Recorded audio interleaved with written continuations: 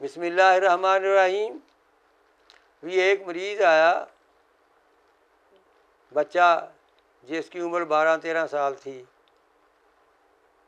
اسے ایک تو قبض سی شدید، 3-3 4-4 دن لیٹرین ہی نہیں اسے آتی تھی، پخانہ ہی نہیں اسے آتا تھا، جس کی وجہ سے اسے بہت زیادہ پریشانی ہوتی تھی، گھر والوں کو بھی کہ ہمارے بیٹے کا یہ کیا حال ہے.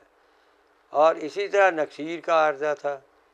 نکسیر یعنی ناک سے خون بہنا، نکسیر کا اسے عارضہ تھا، نکسیر ہو جاتی تھی.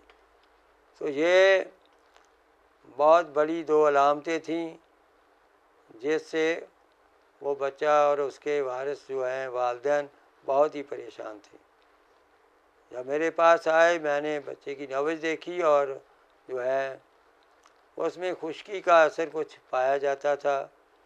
ہاں جی، ہم بہت زیادہ اسے عضلاتی گودی تو نہیں کہہ سکتے، عضلاتی صافی کے قریب اس کی وہ نبض تھی، جس کی وجہ سے وہ 12-13 سالہ بچہ جو ہے قبض کا اور نکسیر کا شکار تھا.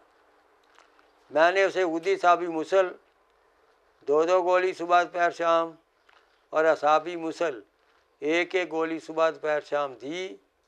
تو اللہ کے لطف و کرم سے اسے قبض بھی جاتی رہی، اور اس کے جو ہے وہ والدین نے بتایا کہ اس ہفتہ کے دوران اسے نکسیر کا مسئلہ بھی نہیں ہوا، جو اکثر نکسیر بہہ پڑتی تھی اور کافی مشکل سے وہ دیر کے رکتی تھی.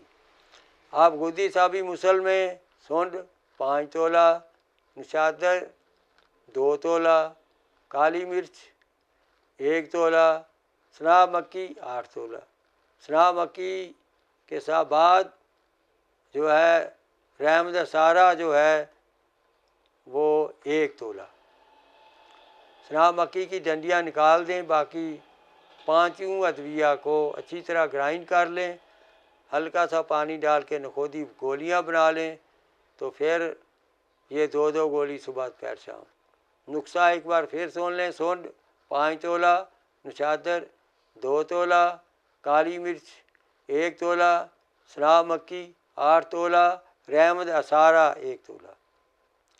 دوسرا نسخہ جو میں نے دیا وہ اصابی مسل ہے. اصابی مسل کا نسخہ کیا ہے؟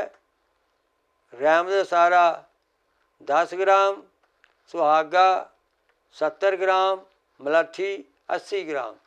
تینوں کو اچھی طرح گرائنڈ کر لیں اور چنے برابر گون کی میں سے گولیاں بنا لیں، 1 گولی صبح دوپہر شام.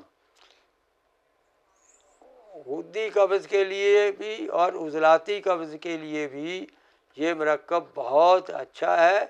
غدی قبض ہو یا عضلاتی قبض ہو، دونوں میں یہ ماشاء اللہ قبض سے نجات عطا فرما دیتا ہے. اور اگر اکیلی قبض نہ ہو تو پھر نکسیر کا مسئلہ ہو صرف، اس میں آپ اکسیر بادیان 2 گولی صبح دوپہر شام، اور اس کے ساتھ جو ہے آپ صفوف مفرہ جو ہے وہ آدھی چمچی صبح شام دے دیں. انشاءاللہ تعالی اس سے بھی نکسیر کا عارضہ جاتا رہے گا. اللہ حافظ.